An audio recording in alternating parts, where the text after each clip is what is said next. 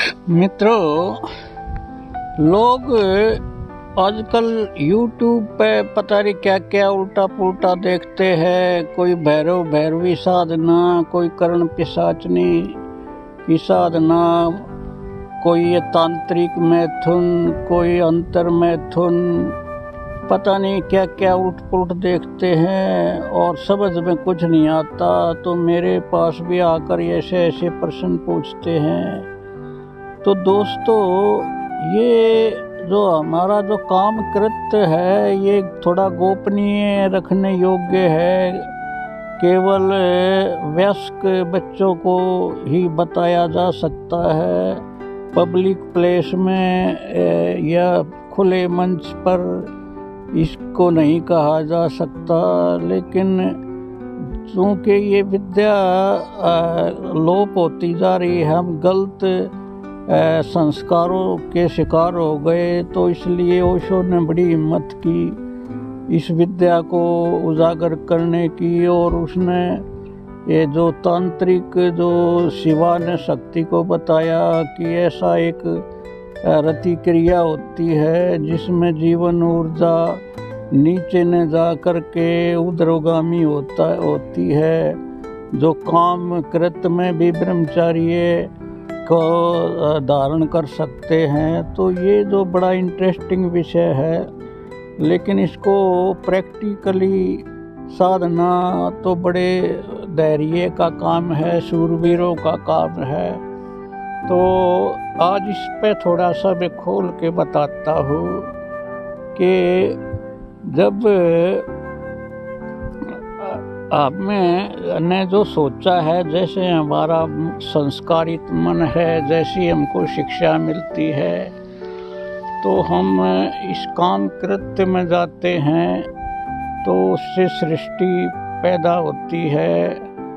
अगर ये जो कृत्य है ये प्रकृति ने अपने हाथ में रखा है, अगर ये प्रकृति इसको बल ना देती तो सृष्टि का आगे बढ़ना बड़ा मुश्किल था। तो इस कृत्य में बहुत एक बल दिया है प्रकृति ने कि कोई आदमी इसको इससे वंचित नहीं, इससे छूट नहीं सकता। तो इसको छोड़ना, इसका रूपांतरण करना, इसको अपनी ऊर्जा को अधोगति न हो उसको उदरगामी करना, ये बच्चों का खेल नहीं है, यह संभव नहीं है। संभव तो है लेकिन कठिन है। तो इसका एक सूत्र छोटा सा ये है कि जो हमने काम के बारे में जो संस्कार हमने लिए हैं कि ये अपवित्र है, ये त्याज्य है, ये घृणित है, ये निंदनीय है, इसके कहना भी पाप है, ये जो पाप की धारणा दे दी, तो अगर ये सब धारणाएं से मुक्त हो करके और एक पूजा भाव से हम इस काम कृत्य में प्रवेश करते हैं, तो यही ब्रह्मचर्य की उपलब्धि का मार्ग बन जाता है। और जैसे एक जो शक्ति है उसको हम माँ की तरह पवित्र नज़रिए से देखें, और तो उसके पास हम एक पवित्र ऐसे जाएं जैसे मंदिर में प्रवेश करते हैं। तो हमारी जो काम वासना है वो रूपांतरण हो जाती है, और रूपांतरण होकर के परमात्मा की अनुभूति बन जाती है।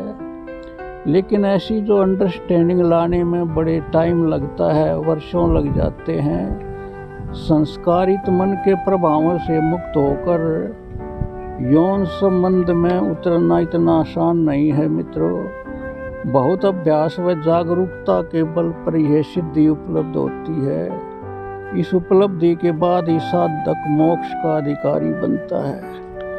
आप किताबों में पढ़कर या 2-4 वीडियो देखकर वज्रायन, कल्ट और ऐसे प्रयोगों में उतरोगे तो आप अवश्य असफल होगे।